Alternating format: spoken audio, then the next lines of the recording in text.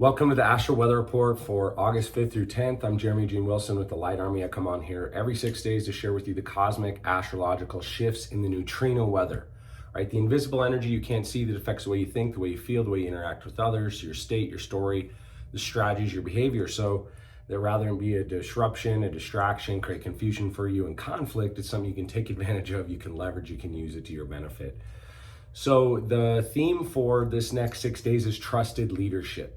What you can expect mentally and emotionally. This cycle really shifts us from the focus of personal achievement to collective direction. So leadership isn't about having all the answers.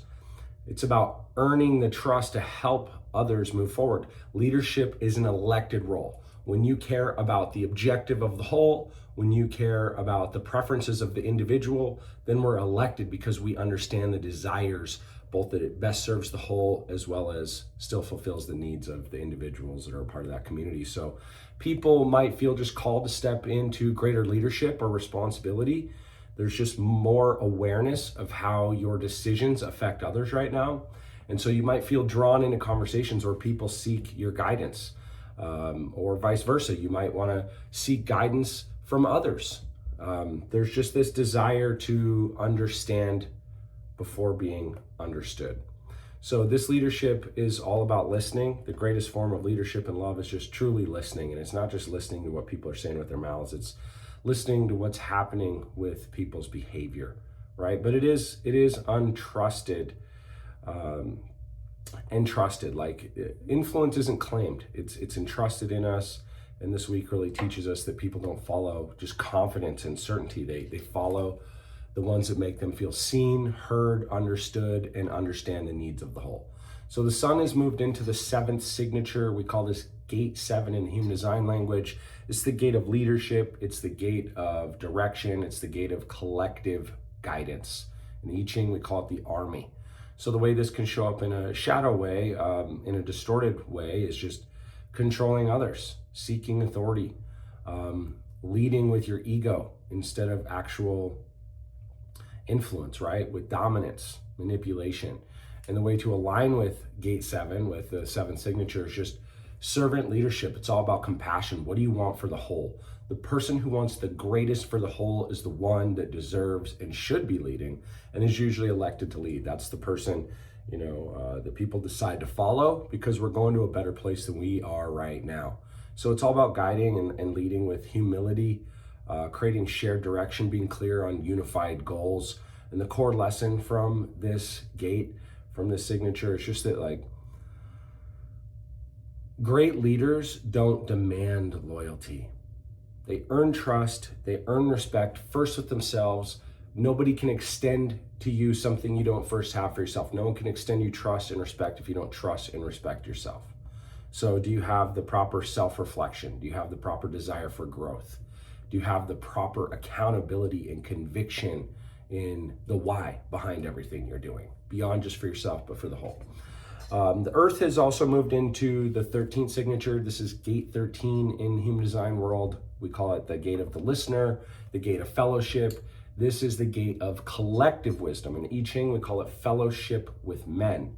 And this can show up in a distorted way just by carrying everybody else's emotional burdens. And that doesn't just mean that, the distasteful ones. Some people, they just have a desire for things that are novel or adventurous.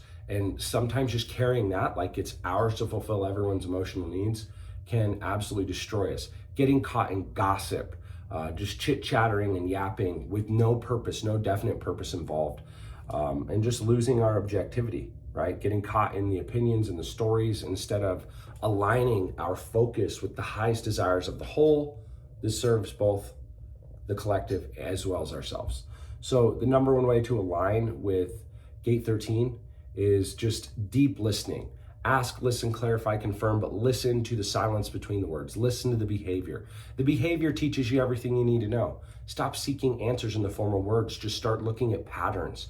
Pattern recognition is the greatest advancement of human evolution. It's what allows us to see the seasons and plant in the spring and harvest in the fall and then store. And pattern recognition is why AI is advancing humanity so quickly. So trends are your friends. Listen to the trends of behavior. And really, it's all about wisdom through observation, right? But also creating emotional safety for yourself, for others, etc. So the core lesson of this signature and gate is the leader who listens best often leads best. When you're listening to the wind and you tell everybody, hey, I think it might get windy, we might want to cover our picnic baskets, and then the wind comes, like that's the person that's trusted the most, but also the one that listens to people's individuals' desires, preferences, to put together a collective understanding of what the whole needs the most. That's who leads the best. So what to avoid this next 6 days, just like leading before listening. Giving advice that wasn't requested, right? You've got to get the opt-in. So if someone wants to change, go, hey, I'd love to share something with you. I'd love to align with you. If there's alignment and you want to change, you want to grow, you want things to be better together. Otherwise, don't offer any of that energy. That's like emotional bandwidth that you could apply to something else with positive conviction. There's nothing more frustrating than throwing, pearl before swines. Giving advice to pigs doesn't really help you if, to be real, they just roll in the mud. So just don't carry emotional burdens that aren't yours. You got to let go. Let others voluntarily evolve. Don't confuse authority with influence. That's definitely not the game. And the way to leverage this, the way to get the most use out of it, is just ask more questions than you answer. Listen more than you speak. Create clarity instead of certainty. Like, let the trends be your friends. That's where the clarity lives. There's no clarity. We live in a world of uncertainty. It's uncertain that the earth even spins in space with the odds stacked against our existence. So there's always going to be more uncertainty than certainty. With God, all things are possible. So remember, when nothing is certain, everything is possible. And live in possibility, right? Tony Robbins talks a lot about the 6 human needs. If you look for how you want to solve a problem, it's always going to lead to the fears of everything that can go wrong. If you live in the certainty, the greatest certainty is, what do I want and why do I want it? What matters to us and what matters to you? When we get clear there, the locus of control shifts. Our mind focuses on possibility instead of limitation.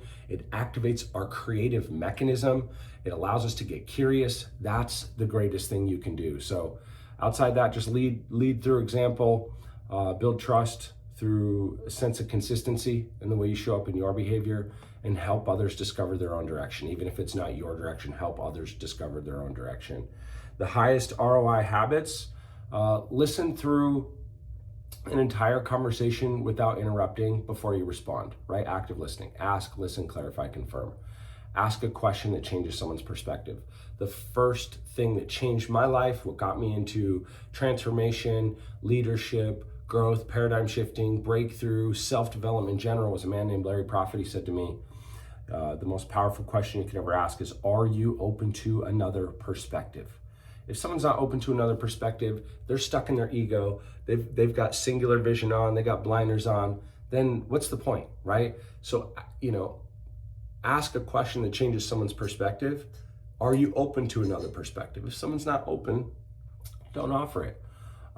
Definitely clarify your team, your organization, your family's shared direction. Like, what direction are we heading in? Not us, not me, we. And delegate instead of controlling. That's something that you can do really well. Just be like, hey, here's something that if this was taken off my plate, I could show up more powerfully. Don't be afraid to do that in business and life, with your family, with your team, and just reflect on how your leadership makes others feel. Do you make people feel beneath you? Do you make people feel beside you? Just get real with yourself. And then a couple questions to be with this week. Am I leading to be followed, or am I leading to help others flourish? Am I leading us to a better place, or am I leading to be followed and gain and harvest significance from that? When you get clear on that, it allows you to shave away and dissolve the parts of you that are leading for the wrong reasons, and reshift back to compassion, which is collective betterment. Another question to be with this week is just, who needs my presence more than my advice this week? Who requires my presence more than my advice?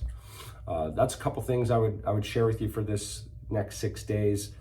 This is a powerful cycle. We've got another powerful cycle to follow. So if you really adhere to what I shared today, we are moving into what's called the Lion's Gate, and I won't go into all the cosmic detail right now, but it's where the Sirian star system, that is a huge bundle of neutrino electrical energy, is present direct with the Earth. It's not being sucked in to the other planetary bodies and our sun. We have direct access to this cosmic energy, so everything's amplified. And kind of like on a full moon, when everything's a little more amplified, you have vivid dreams, you can manifest with the higher ability. And this isn't just my opinion. Quantum science has proven we live in this electrical neutrino quantum field, and this is a time of the year where the greatest source of quantum electrical energy outside of our sun, outside of our solar system, influences not just our behavior, but our thoughts and our feelings. So if you can let go of the things just that you want and get deeper in the why behind the why behind the why, 7 layers of why, and you get clear on the intention and begin to embody that. Why do I want more abundance? I want more abundance because I want more peace, I want more calm, I want more security, I want more freedom. What might that feel like? And embody that feeling now. Then it sends a signal out that returns back to us. Thoughts are electrical and emotions are magnetic. And it begins to magnetize. As soon as the thought goes out, hey, why do I want that? And what would that feel like if I had that? That emotion fills you, and then that radiates outward, and we manifest more of what we are. You get more of what you are. Remember that this next few days until the 12th, we have a powerful doorway, a portal to step through some of the highest manifestation energy of the year. So be clear. Find absolute certainty in your heart. What do you want physically, mentally, emotionally? How do you want to look? How do you want to talk? How do you want to act? How do you want to think? How do you want to process and show up emotionally 6 months and a year from now? When you get clear on that desire, why do you want that? Is it just for you, or is it because of what you're providing the world and others? There's a line off of the movie Interstellar, and for those of you that are parents, I was reminded of this recently. It's once you have kids, we live as the memories of our future adult children. Someone's going to ask one of your kids 30 years from now, what was your dad like growing up? What was your mom like growing up? And they're going to have an answer in their heart before they speak out loud. And so be thinking that in leadership. There's times in your life where you've gone to work for someone or with someone, and the way they show up with optimism and conviction rubs off, and we want to do more. We want to follow. We want to lead with those people to the place we're going together. So my advice this next 6 days is get absolutely clear on what you want, why you want it. Begin practicing embodying the feelings behind the why, and it'll come to you faster than you could ever imagine. You're on a winning streak. Infinite love. Remember what you are. You are the light. Shine on. Bye for now.